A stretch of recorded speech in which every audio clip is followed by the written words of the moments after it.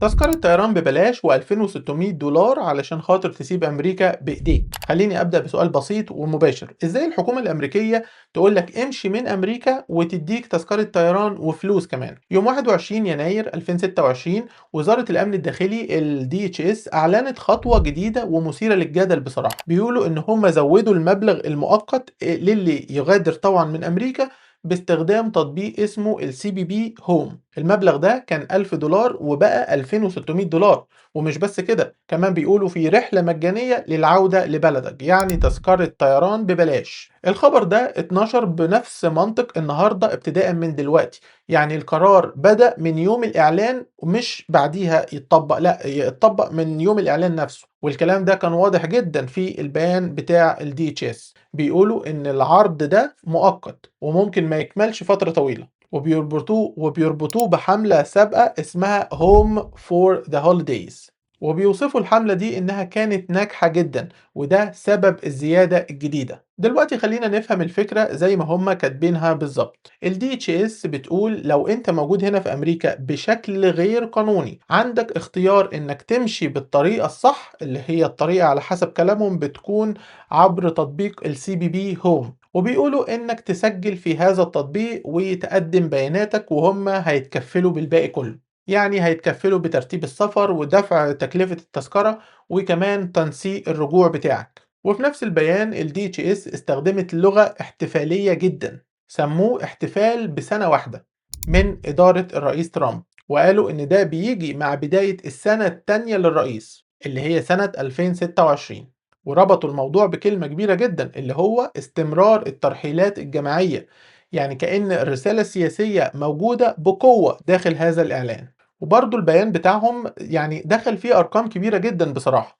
قالوا إنه من يناير 2025 اللي هو من وقت ما الرئيس ترامب مسك 2.2 مليون شخص غادروا من أمريكا طوعا.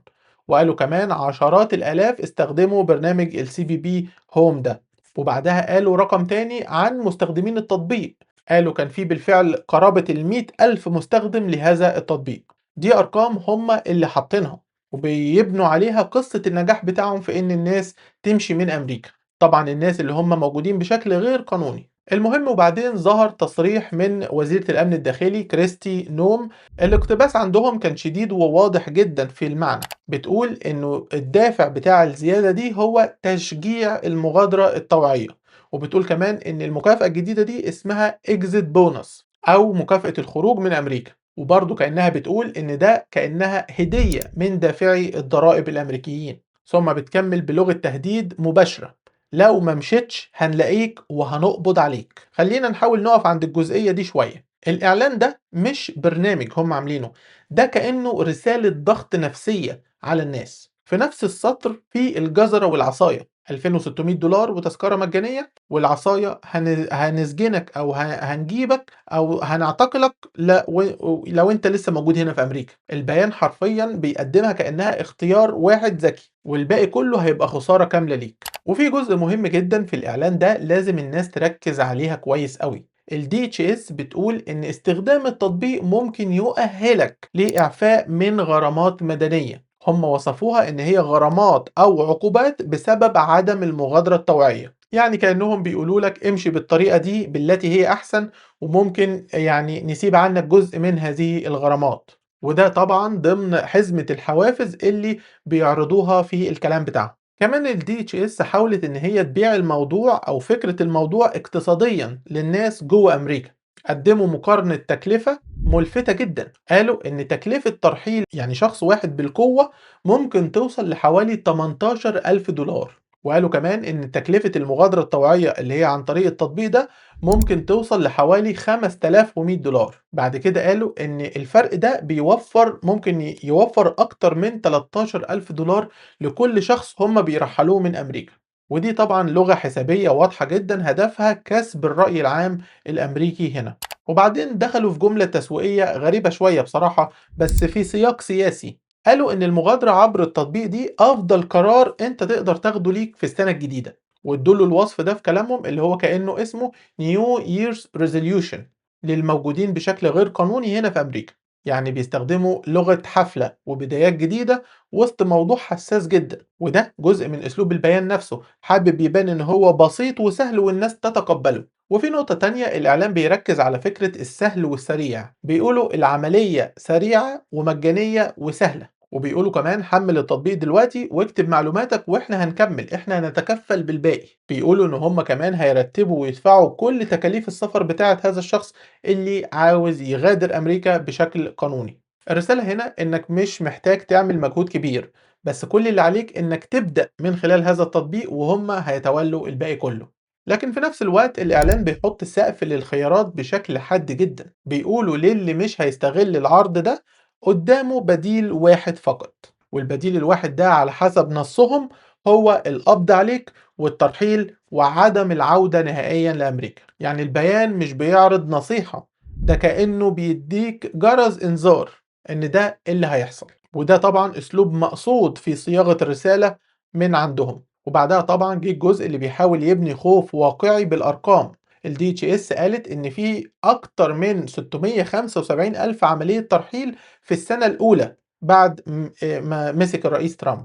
وبعد الرقم ده بيقولوا للناس المسألة مسألة وقت قبل ما يتم العثور عليك والقبض عليك. يعني كأنهم بيقدموا إحصائية وبيحاولوا يحولوها لتهديد عملي على أرض الواقع، وكأنهم بيقولوا إحنا بالفعل شغالين وبقوة. خلينا نرجع للكلام وللسؤال اللي بدأنا بيه، هل ده قرار إنساني ولا قرار اقتصادي ولا قرار سياسي؟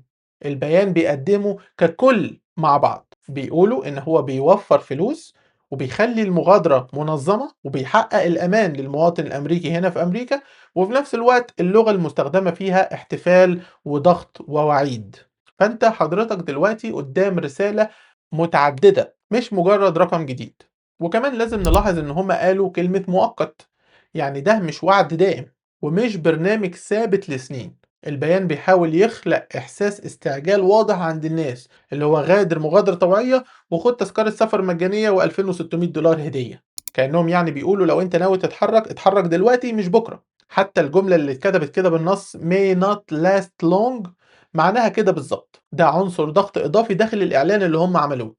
الجزء اللي بيهم ناس كتير هو مين المؤهل للكلام ده. البيان استخدم كلمة eligible يعني مؤهلين، بس برضو البيان ما دخلش فيه تفاصيل الشروط بتاعة الناس المؤهلين ان هم يغادروا امريكا طوعيا.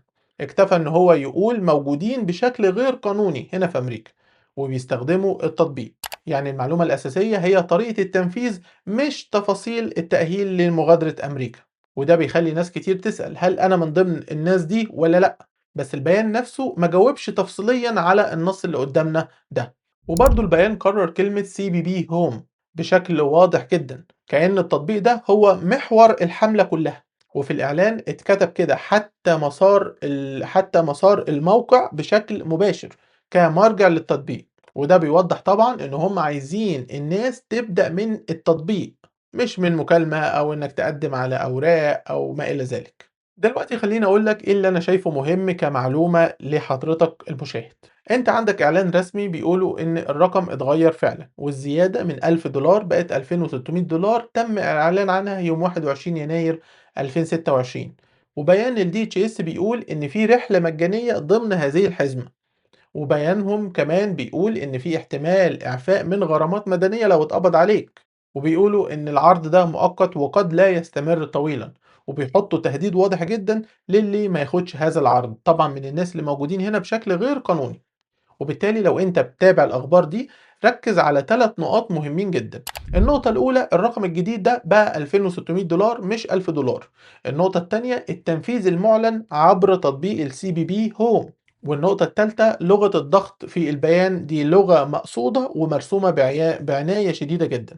مرة يقولك هدية ومرة يقولك هنقبض عليك، وده جزء من الرسالة الأساسية مش مجرد تفاصيل. وفي النهاية لازم أكون واضح معاك في نقطة مهمة جدا، أنا هنا بشرح المعلومة زي ما هي مكتوبة في البيان اللي قدمته ال DHS اللي قدامنا. ده مش بديل لنصيحة قانونية ومش تقييم لحالتك الشخصية. أنا بعرض هنا اللي اتقال رسميا، وهتلاقي المصادر في وصف الفيديو وإزاي تفهم الصياغة بتاعت الكلام ده وأهدافه من جوه الكلام نفسه. عشان كده خلي عينك دايما على التفاصيل الصغيرة اللي بتكون موجودة في المصدر الرسمي اللي اتذكر. خليك واعي إن اللغة نفسها جزء من السياسة مش مجرد وصف. أنا عندي هنا فيديوهات كتير تقريبا تخص كل حاجة عن السفر والهجرة والمعيشة في أمريكا. الفيديو ده هو اللي اليوتيوب مختاره لك دلوقتي، تقدر تتفرج عليه، ممكن يكون هو الفيديو المناسب لك في الفترة الحالية. شكرا جدا جدا لمتابعتك، أتمنى لك كل التوفيق.